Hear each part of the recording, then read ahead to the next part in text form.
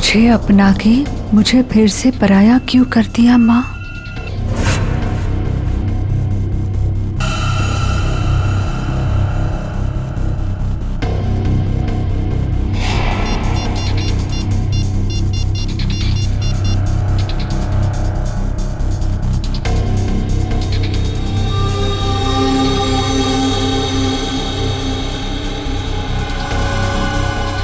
क्या आपने मुझसे कभी प्यार नहीं किया माँ?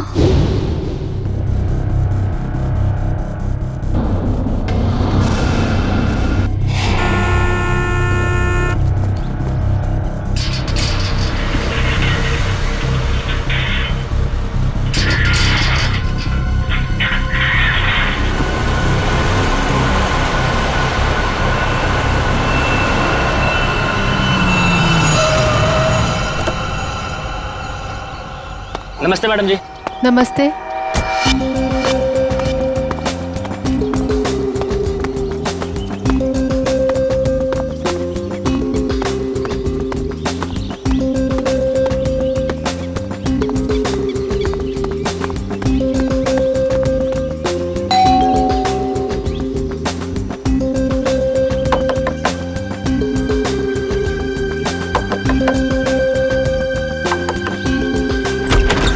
अरे ये दरवाजा कैसे खुला है? विनीता, विनीता, विनीता, कहाँ हो तुम? सो रही हो क्या? विनीता।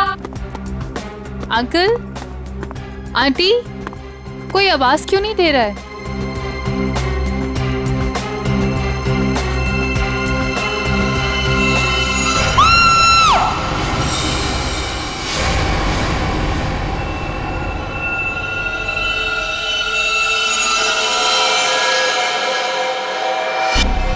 काफी खून बहा है सिर से।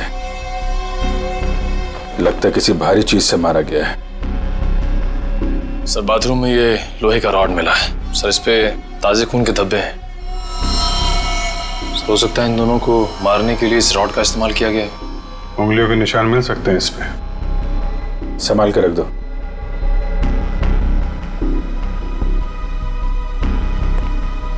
वैशाली जी, आपने सबसे पहले देखा लाशों को?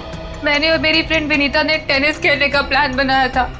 जब मैं यहाँ आई तो विनीता मुझे नहीं मिली और अंकल आंटी की लाश के आसपास किसी को देखा था? यहाँ पे कोई नहीं था। और बाहर का दरवाजा खुला हुआ था? जी, पर मुझे विनीता की फिक्र हो रही है क्योंकि उसका फोन सुबह से बंद आ रहा है। विनीता का कोई फोटो है आपके पास? फोटो तो ये रही।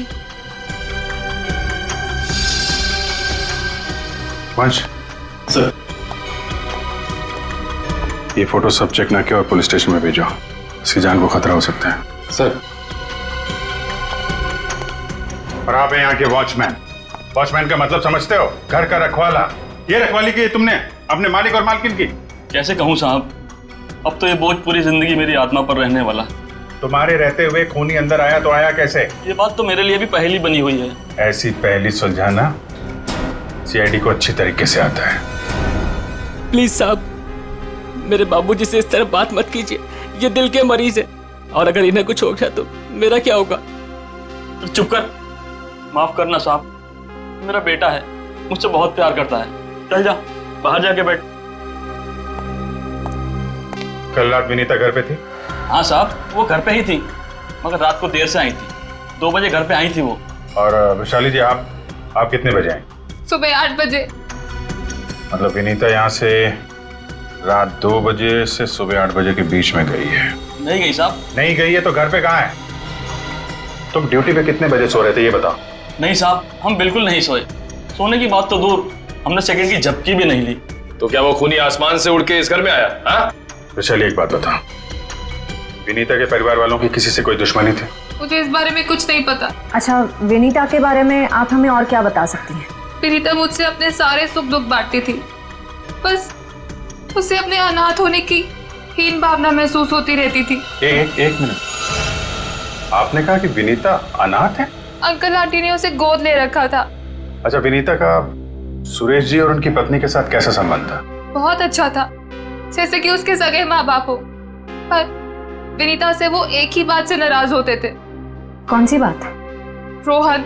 ये रोहन कौन है? वो सुरेश अंकल के दोस्त धनराज जी का बेटा था, जिससे विनीता बहुत प्यार करती थी। पर इन्हें ये रिश्ता जरा भी मंजूर नहीं था। रोहन ठीक आदमी नहीं था क्या? एक नंबर का शराबी। उसकी शराब पीने की लत की वजह से उसके माँ बाप ने उसे जायदाद से बेदखल कर दिया था। शराब पीने के बाद उसे कुछ भी होश नहीं रहता। एक बार तो उसने मेरे सामने इतना बड़ा ड्रामा क्रिएट किया था। विनीता दरवाजा खोलो, खोलो दरवाजा। मैंने कहा दरवाजा खोलो वरना मैं दरवाजा तोड़ दूंगा। रोहन, मैं तुमसे अभी कोई बात नहीं कर सकती, प्लीज चले जाओ यहाँ से। मुझे अभी बात करनी है, मुझे इसी वक्त बात करनी है। खोलो दरवाजा, खोलो। साहब बिटिया ने मना किया ना, वो आपसे नहीं मिलना चाहती है, आप जाइए यहाँ से। विनीता, ये क्या कर रही हो? दरवाजा मत खोलो। मुझसे इस तरह से बात करने वाला चला। हाँ विनीता, तो तुम्हारे पापा एकदम सही कह रहे हैं। अभी वो होश में नहीं है, दरवाजा मत खोलना। और अच्छे से समझा दे कि दोबारा मुझसे पंगा ना ले। हट विनीता। ये क्या ड्रामा लगा रखा है रोहन? चलो अभी चलो यहाँ से। अरे और माफी मांगो इनसे। सॉरी सॉरी वॉचमैन अंकल, मुझसे गलती हो गई। ये मेरी बदतमीजी की कीमत। दारू पी के तुम कुछ भी करते हो ना, कुछ भी बकते हो। चलो यहाँ से, चलो रोहन। हो सकता है इस रोहन ने शराब के नशे में आके सुरेश जी और उनकी पत्नी का खून कर दिया और फिर विनीता को अपने साथ लेकर चला गया। इस रोहन का नंबर है आपके पास? हाँ, नंबर तो है मेरे पास। 198234-561।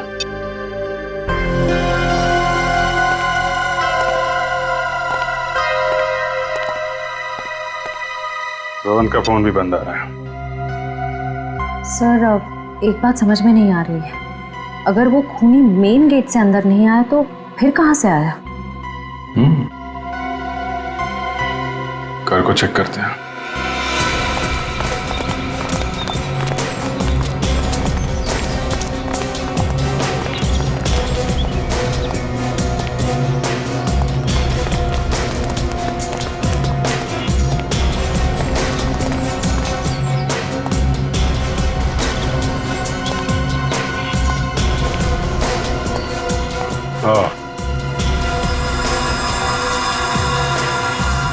ये देखा?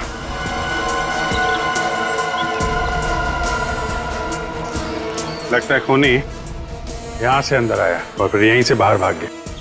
सर, खूनी यहाँ से आ जा सकता है, लेकिन खूनी विनीता को यहाँ से कैसे लेके जा सकता है? हाँ सर, अगर विनीता के साथ उसने जोर जबरदस्ती की होगी तो विनीता चीखती चिल्लाती शोर मचाती। हो सकता है विनीता को बेहोश कर दिया। इसके पहले उसे कुछ हो, हमें उसे ढूंढना होगा और इस रोहन से भी मिलना पड़ेगा।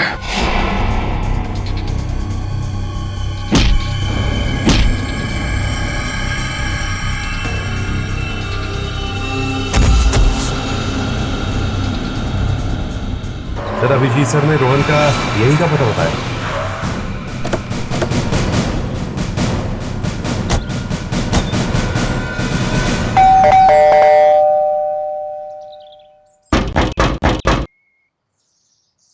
सर, ये रोहन वाकई में अंदर नहीं है या फिर जानबूझ के दरवाजा नहीं खोल रहा है? अभी पता चल जाएगा।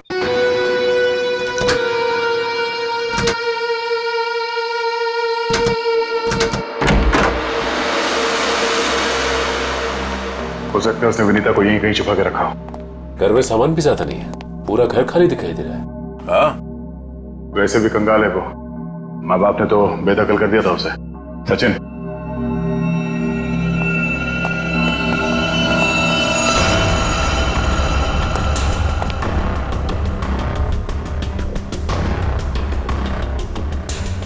सर, यहाँ तो कोई भी नहीं है, ना ही विनीता और ना ही रोहन। हो सकता है उसने अपना ठिकाना बदल दिया। काम करो, घर की तलाशी लो, कोई ना कोई सुराग जरूर मिलेगा।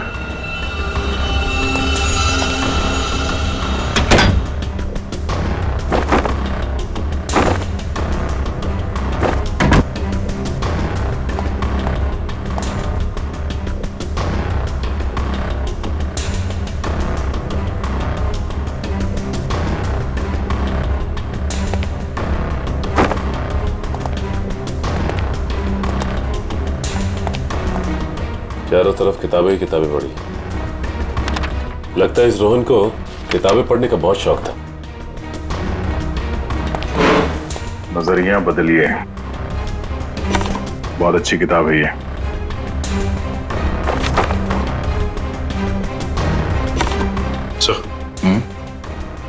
ये देखिए, इस डस्टबिन में ये दस्ताने पड़े थे। लगता है किसी ने अभी भी जलाया। मतलब इन दस्तानों का इस केस से कुछ लेना देना है।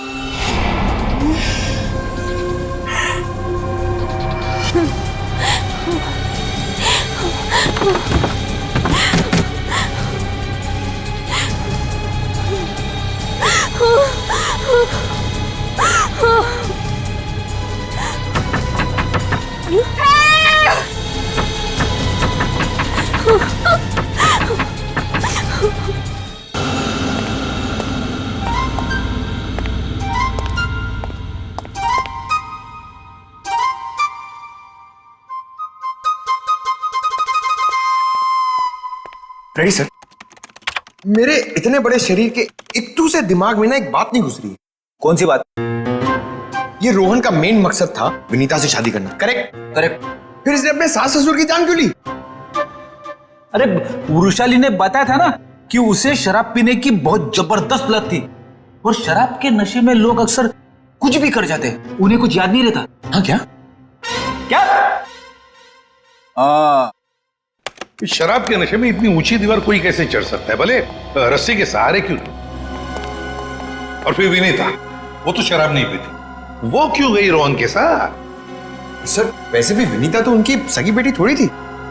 जो कुछ भी हो, जो कुछ भी हो, लेकिन वो अपने माता पिता से बहुत प्यार करती थी। नहीं नहीं नहीं, कुछ और ही चक्कर है। लगता है इन दोनों को मारने का ही प्लान था। सर, हाँ, लगता है ये काम किसी लुटेरे का होगा। फ्रेडी लुटेरा नहीं हो सकता। कोई लूटने के लिए आता तो घर का सारा सामान वैसे के वैसे कैसे रहता? नहीं नहीं, ये मुजरिम जो भी है ना, उसका एक ही मकसद था, इन दोनों को खत्म करने का।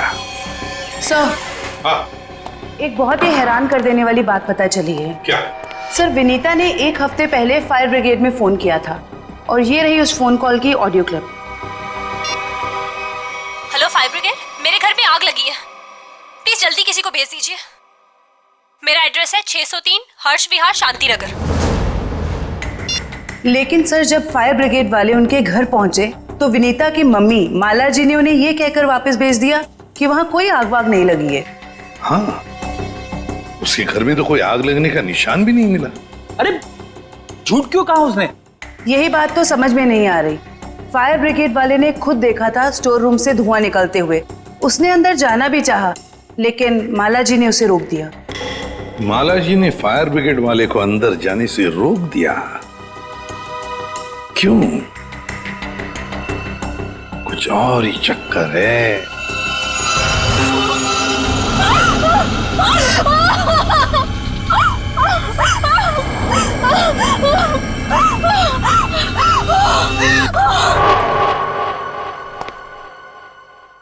छान मारो इस जगह को अच्छी तरह से, कुछ ना कुछ जरूर मिलेगा।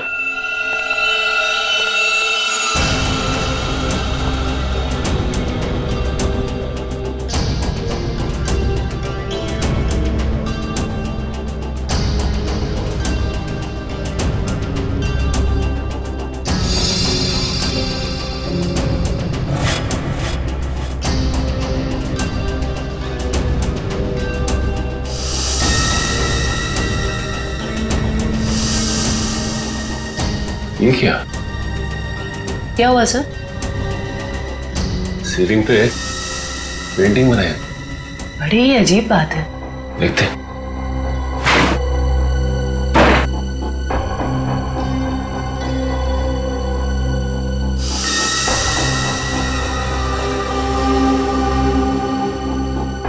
ये क्या? ये तो लगता है धुएं से बना हुआ निशान है, जलने की वजह से। मतलब सर, फायर ब्रिगेड वाला सही कह रहा था, यहाँ पे आग तो जरूर लगी है। सर, इस पेंटिंग से जली हुई सीलिंग को अच्छी तरह छुपाने की कोशिश की है। लेकिन सवाल ये उठता है कि सुरेश की पत्नी ने झूठ क्यों बोला फायर ब्रिगेड से? आखिर यहाँ पे ऐसी कौन सी आग लगी थी? सीलिंग का सिर्फ यही वाला हिस्सा जला।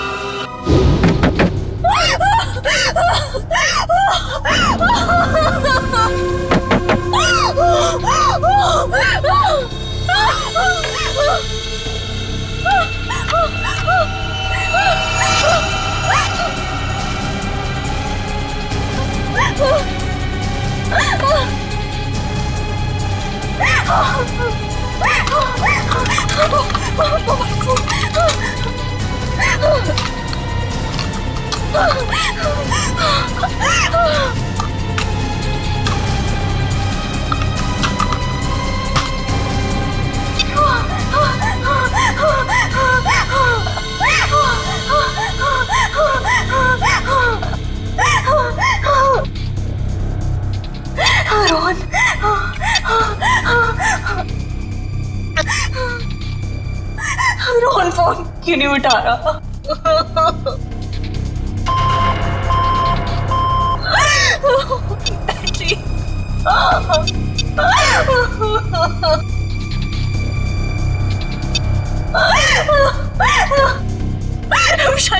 वैशाली पे फोन नहीं उठा रही।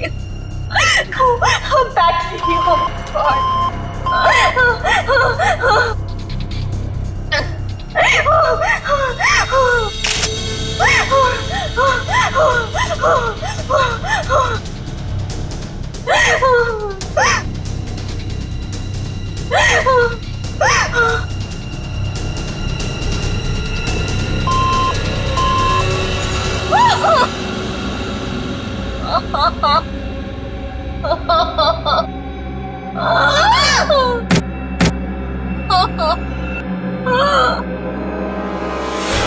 बस मौत रात को 1 बजे से 3 बजे के बीच में हुई है। और सर वॉचमैन कह रहा था कि विनीता रात को 2 बजे घर लौटी थी। सर अगर खून उससे पहले हुए होते तो वो चीखती चिल्लाती या बाहर जाती। मतलब खून 2 और 3 बजे के बीच में हुए हैं। सालुंके साहब, हमें जो लोहे का रॉड मिला था उसके ऊपर से खूनी के उंगलियों के निशान मिले या नहीं? नहीं, बस कोई उंगलियों के निशान नहीं मिले। नहीं मिले? रोहन के घर में से हमें आधे जले हुए ग्लव्स मिले थे। कहीं रोहन ने वो ग्लव्स तो नहीं पहने थे ये खून करते वक्त? हो सकता है, तारिका वही चेक कर रही है। सर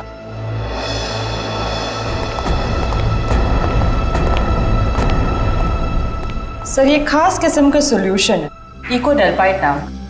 अगर मैं इस सॉल्यूशन को इन दस्तानों पर डालूं तो इन दस्तानों पर जो कुछ भी लगा हुआ होगा वो अलग हो जाएगा। अरे वाह, फॉरेंसिक टेक्नोलॉजी कहां से कहां पहुंच गई है।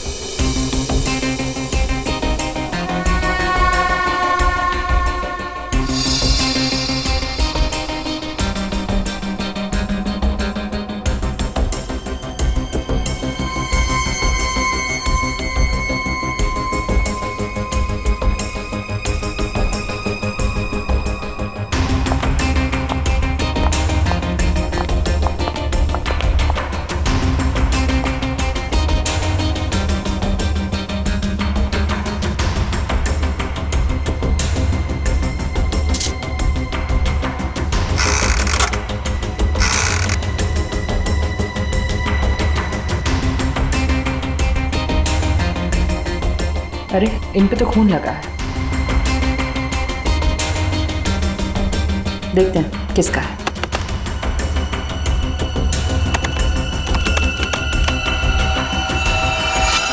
पॉजिटिव सर, ये खून मिस्टर एंड मिसेस सुरेश का ही है। मतलब सर ये खून रोहन ने ही किया है? एक मिनट होल्ड ऑन।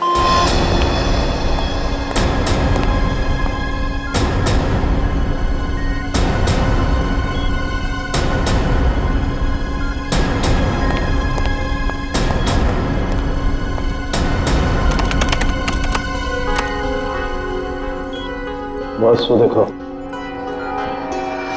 दस्तानों पर ये जो दिखाई दे रहे हैं ये रस्सी के रेशे। सर कहीं ये वही रस्सी तो नहीं जो हमें विनीता के घर के बाहर मिली थी? ये डॉक्टर साहब का कंप्यूटर कैसा है? टी टी टी टी करते रहता है। बस दस्तानों पर रस्सी के रेशे के अलावा कुछ और भी है। क्या? थोड़ा वक्त दो, पता लगाता हूं।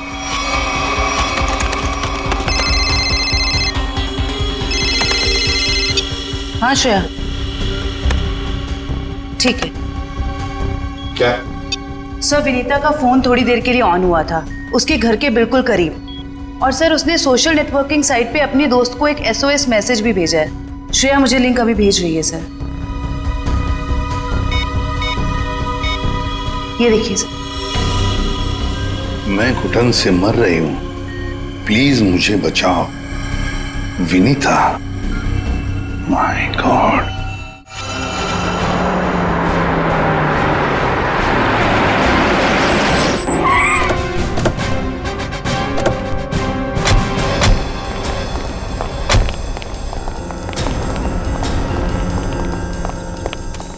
फिर मोबाइल कंपनी ने बताया कि विनीता का फोन आखिरी बार यही ऑन हुआ था।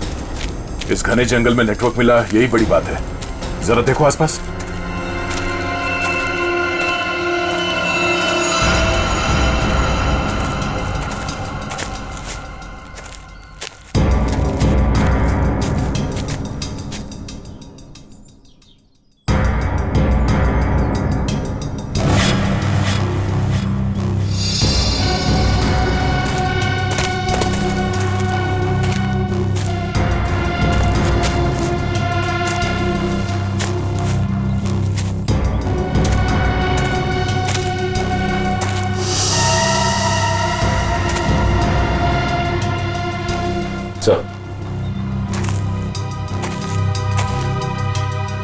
सामने एक झोपड़ी दिखाई दे रही है।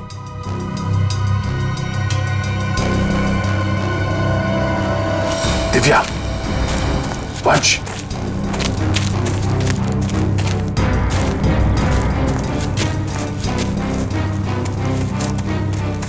चौकन्ने रहना।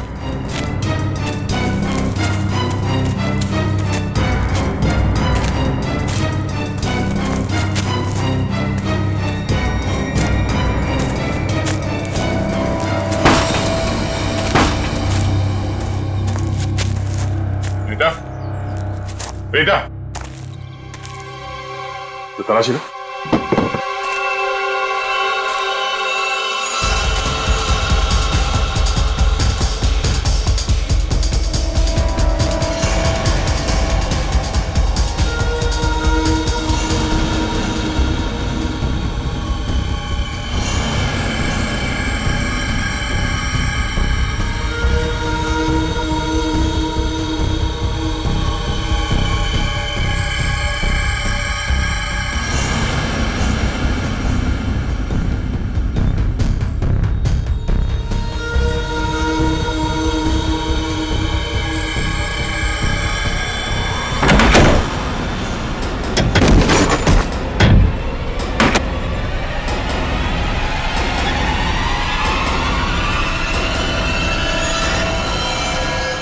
तो ये तो रोहन है। सॉरी वॉचमैन अंकल, मुझसे गलती हो गई। हम लोग सोच रहे थे कि सब रोहन का किया धरा है, पर किसी ने इसे ऊपर पहुंचा दिया। सर कहीं ऐसा तो नहीं कि विनीता ने अपनी आत्मरक्षा के लिए इसे मार दिया? नहीं, इसे भी ठीक वैसे ही मारा है, सर पे वार करके, जैसे विनीता के माँ बाप को मारा था। खूनी को एक ही है। सकता है कि खूनी ने रोहन को मारा और विनीता को साथ ले गया। हो सकता है, या ये भी हो सकता है कि वो यहीं कहीं आसपास हो। तो देखो,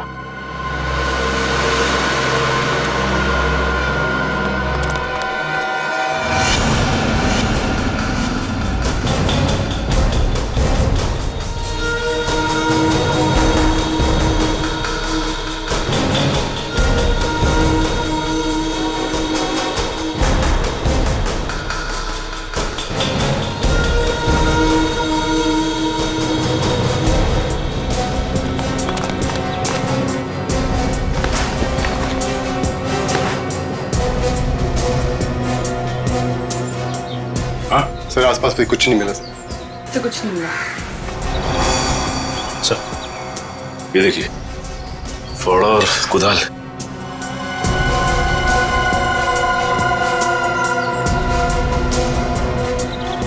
कहीं जमीन के नीचे तो नहीं? यहाँ पे खुदाई का सामान पड़ा हुआ है, जरा फाड़ो दिखा ना।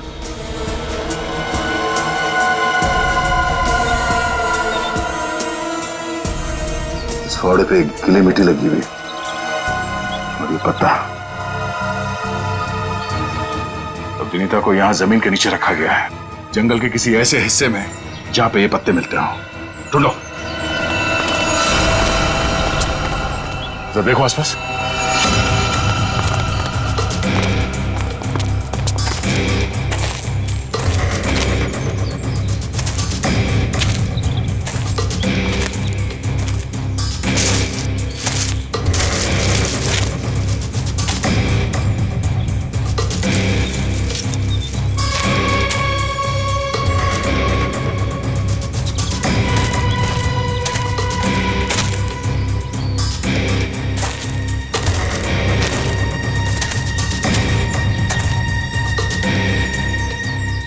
सचिन, वंश, दिव्या,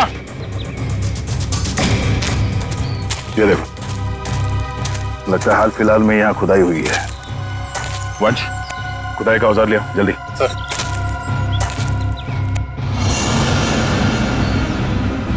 गुड, यहाँ पे खोदना शुरू करो।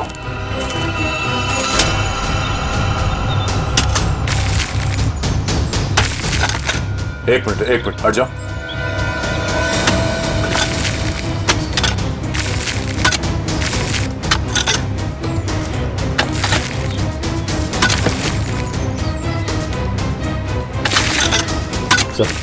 हाँ? कुछ है। एक मिनट, खोदना बंद करो, हाथ से निकालो।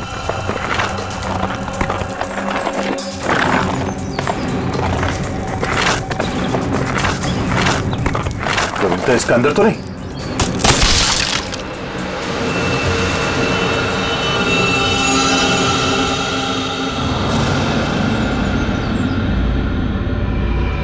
विनीता! ओह नो, सांसें धीमी चल रही है, इसे अस्पताल ले जाना होगा। निकालो उसको बाहर जल्दी। हाथ दो, निकालो बाहर निकालो। पैर पकड़ो उसके। चलो।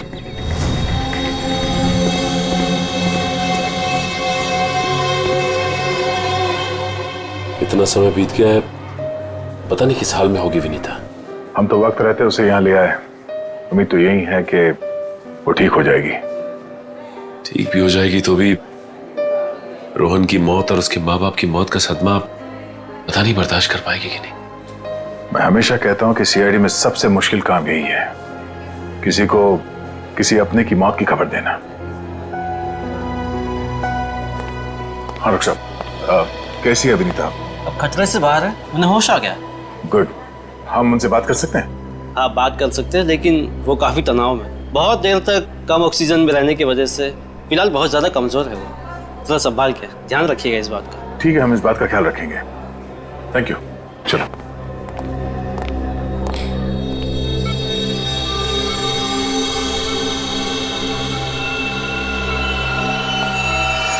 अरे नहीं नहीं नहीं, लेटे रहो, आराम करो। थैंक यू सर, डॉक्टर ने बताया कि आप लोगों ने मेरी जान बचाई। अरे हम तो बस एक जरिया थे, जान बचाने वाला तो वो है। ये ऊपर वाले की भी मुझे समझ नहीं आती। जब उसने मेरी जान बचाई तो मेरे मम्मी पापा की जान भी बचा लेते। तो तुम्हें अपने माता पिता के मर्डर के बारे में पता है? हाँ जी सर, जिस वक्त ये सब हुआ मैं नीचे हॉल में रोहन से फोन पे बात कर रही थी, तभी मैंने कुछ आवाजें सुनी। फिर क्या हुआ? और जैसे ही मैं दौड़ के ऊपर गई तो किसी ने मुझे क्लोरोफॉर्म सुंघा दिया, लेकिन मैं पूरी तरह से बेहोश नहीं हुई थी। और किसी ने मेरी आंखों के सामने मेरे मम्मी पापा का खून कर दिया। सर, जिस किसी ने भी मुझे दोबारा अनाथ किया है, आप प्लीज उसे छोड़िएगा मत। उसे फांसी होनी चाहिए, फांसी। बिल्कुल, तुम्हारे माता पिता और रोहन के खूनी को हम क्या रोहन का भी खून हो गया? अब मैं किसके सहारे जीऊंगी? प्लीज सर, संभालिए अपने आप को, प्लीज। अच्छा ये बताइए कि आपको कब पता लगा कि आप उस बॉक्स के अंदर बंद हैं? जब मेरी आंखें खुली तो मैं एक घुटन भरे बक्से में थी। मुझे नहीं पता था कि किसी ने मुझे जिंदा दफन कर दिया। अच्छा विनीता, उनमें से किसी का चेहरा देखा था तुमने? नहीं सर। ठीक है। आरोप साहब, दया, वो जो रस्सी है, उस रस्सी पर मुझे भेड़ का बाल मिला है। उस रस्सी पे भेड़ का बाल मिला? हाँ दया, भेड़ का बाल। और भेड़ भी ऐसी वैसी नहीं, हिमालय पर रहने वाली भेड़। ओह, मतलब वो रस्सी किसी ऐसे आदमी का है जो हिमालय पर्वत के आसपास जाके आया है या फिर वहीं का रहने वाला है? बिल्कुल बिल्कुल। ठीक है डॉक्टर साहब, मैं आपसे बाद में बात करता हूँ। ओके। अच्छा हाँ दया, विनीता कैसी है? ठीक है, होश आ गया उसे। गुड गुड, चलो ठीक है फिर, बाय। Okay sir. विनीता, ये बताओ कि तुम्हारे आसपास में कोई ऐसा आदमी है जो हाल ही में हिमालय जाके आया था क्या, या फिर वहीं का रहने वाला हो जो यहाँ पे आया हो? सिर्फ हिमालय पे नहीं, नेपाल भी गए थे मम्मी पापा। अच्छा, कब की बात है?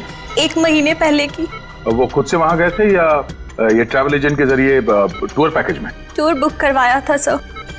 इससे उनके पैसे भी बच जाते थे और उनके नए दोस्त भी बन जाते थे।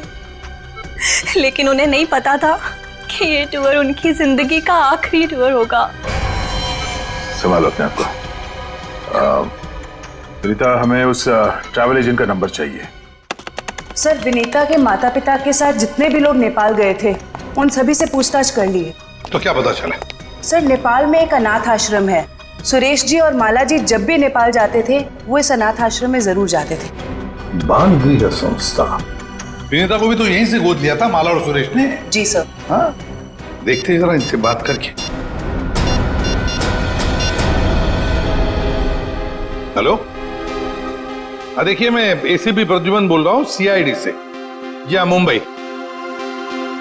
अच्छा देखिए, मुझे माला और सुरेश के बारे में कुछ इंफॉर्मेशन चाहिए। हाँ हाँ, वो 1 महीने पहले आपके यहाँ आए थे ना? अच्छा अच्छा, तो प्लीज एक काम करेंगे आप, वो फोटोग्राफ्स हमारे सीआईडी के वेबसाइट पर मुझे भेज देंगे आप? Okay, thank you. क्या हुआ सर? किसकी तस्वीरें मंगवाई आपने? विनीता को गोद लेने से पहले सुरेश और माला ने इसी अनाथ आश्रम से 1 साल पहले एक लड़के को गोद लिया था, गोविंद नाम में। गोविंद, लगता है फोटोग्राफ्स आ गए।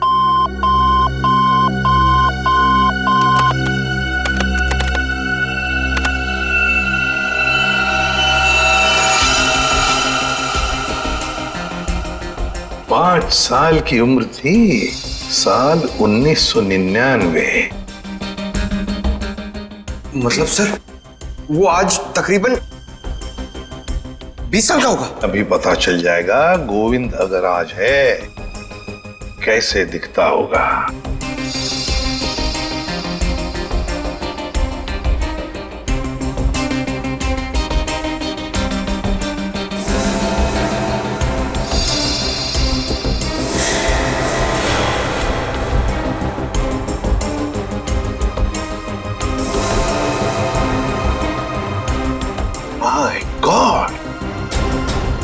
माय गॉड, ये गोविंद है।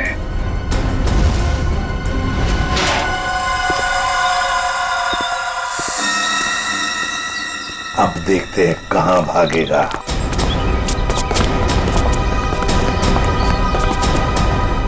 ठीक है सर, हमें देख के अंदर भाग गया है। जब गीदड़ की मौत आती है तो वो शहर की तरफ भागता है, मगर ये तो अंदर भाग गया।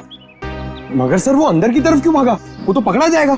ऐसे मुजरिम बाहर की तरफ भागते हैं, मगर ये अंदर भागे या बाहर, पकड़ा तो ये जाएगा ही। कहां गया ये? अभिजीत, दया सर, फैल जाओ, मैं सामने से घुसता हूं।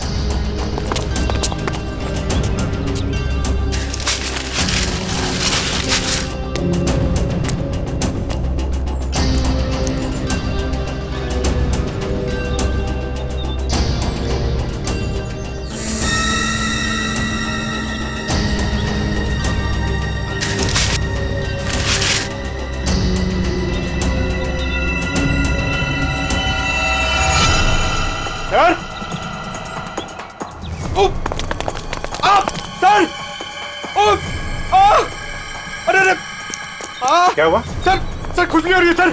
अरे खुजली कहाँ से होने लगी तुम्हें? सर बहुत तेज खुजली हो रही है सर। ये झाड़ की वजह से। अभिजीत क्या हुआ इसे? सर ये प्लांट ये बहुत गड़बड़ है, इसकी वजह से इसको खुजली हो रही है। एक मिनट अरे जल्दी से हॉस्पिटल ले जाओ। कुछ नहीं होगा, आ जाओ आराम से संभाल के। तो जानबूझकर हमें यहाँ अंदर बुलवा लिया है, जाल रचा है उसने खुजली वाले पौधों का। संभल के रहना, यहीं कहीं छुपाई है।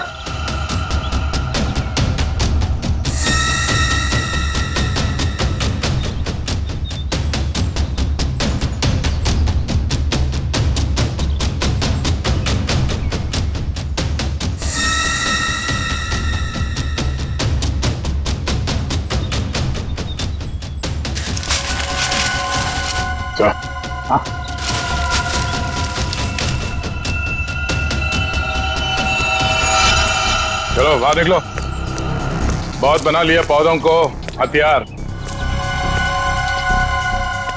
अब विदाई का समय आ गया है तुम्हारा, ससुराल चलना है। चलो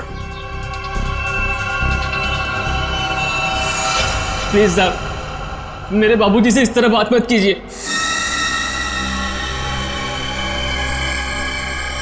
बहुत गड्ढे खोद लिए दूसरों के लिए, गिर गए ना उसी में। सर पानी मंगाइए सर, वरना मैं खुजली से मर जाऊंगा। पानी क्यों? खुजली का इलाज हम अपने साथ लेके चलते हैं। किसी औलाद के लिए अपने माँ बाप का खून करना इतना आसान नहीं होता सर, फिर चाहे वो माँ बाप सौतेले क्यों ना हो। गोद लिया था ना उन्होंने तुम्हें, फिर वॉचमैन को क्यों सौंप दिया? यही सच तो मैं भी जानना चाहता था सर, कि मुझे गोद लेने के 1 साल बाद मेरे माँ बाप को ऐसा क्या सूझा कि उन्हें लगा उन्हें एक लड़की को गोद लेना चाहिए, और मुझे फिर ऐसे ही सड़क पर छोड़ दिया और विनीता को गोद ले लिया। क्या तुम्हें सड़क पे छोड़ दिया? हाँ सर, ऐसा बर्ताव तो कोई अपने जानवर के साथ भी नहीं करता, जैसा उन लोगों ने मेरे साथ किया। वो तो भला हो मेरे बाबूजी का, जो उन्होंने मुझे रोता हुआ बस स्टॉप पर देखा और अपने साथ अपने घर ले गए, और तब मेरी अच्छी परवरिश की उन्होंने। सुरेश और माला ने पहचाना नहीं तुम्हें? नहीं सर, मैंने हाल फिलहाल में उनके घर जाना शुरू किया था। मेरे बाबूजी की उम्र हो गई थी, तो मुझे लगा मुझे नौकरी करनी चाहिए। क्या तुम्हारे बाबूजी जानते नहीं थे कि तुम उनके मालिक के बेटे हो? नहीं सर, जब मैं उन्हें मिला था तब वो वहां काम नहीं करते थे, और सर मैं इसे कोई इत्तेफाक नहीं कहूंगा, तो भगवान ने मेरे साथ इंसाफ की। तुम्हें किसने अधिकार दिया सजा देने का? सजा देने का हक सिर्फ अदालत को है। क्या तुम शुरू में ही पहचान गए थे उन दोनों को? ये बात तुम्हें मालूम कैसे पड़ी कि उन्होंने तुम्हारे साथ ऐसा किया था? नहीं पहचाना था सर। एक दिन मैं बगीचे में काम कर रहा था, तो माला मेम साहब ने मुझे घर के अंदर बुलाया था किसी काम से। विनोद! जी मेम साहब। जरा ऊपर आना, तो काम है। अभी आया। जी मेम साहब। विनोद, देखो ये पुरानी अलमारी है, इसे ठीक से स्टोर रूम में रख देना। हाँ जी मेम साहब। हाँ।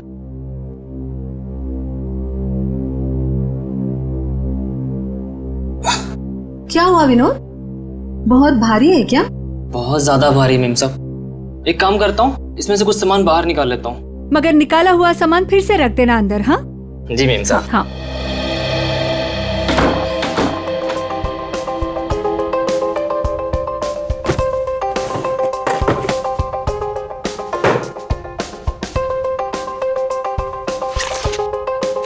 कितनी प्यारी प्यारी ड्राइंग्स हैं।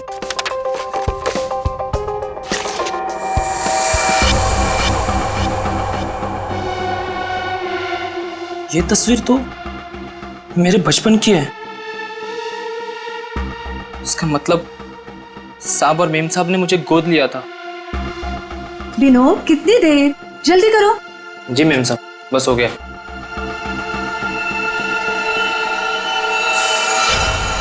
और फिर तुम नेपाल गए सच्चाई का पता लगाने? हाँ सर, और जब मुझे सच का पता चल गया तो मैंने पूरे परिवार के नाक में दम करना शुरू कर दिया।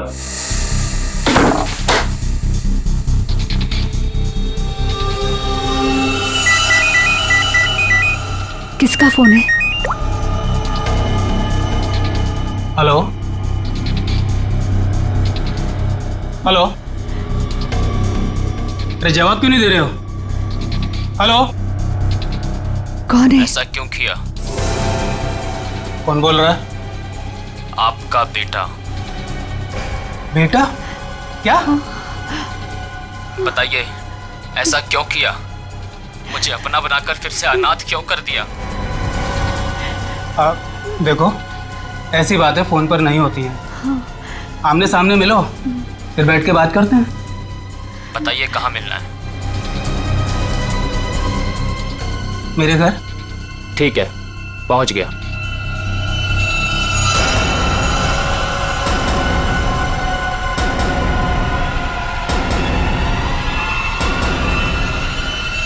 स्टोर रूम की अलमारी में तुम्ही ने आग लगाई थी ना? हाँ सर, पर माला जी नहीं चाहती थी कि उनकी सच्चाई दुनिया को मालूम पड़े और समाज में उनकी बेइज्जती हो, इसीलिए फायर ब्रिगेड को भी उन्होंने वापस भिजवा दिया। और रोहन?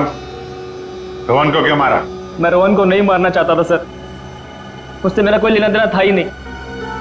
मैं तो उसके घर गया हुआ था वो दस्ताने रखने के लिए, ताकि आप लोगों को दस्ताने उसके घर से मिले और आप लोग उस पर शक करें। उसने मुझे देख लिया सर, मजबूरन मुझे उसे मारना पड़ा।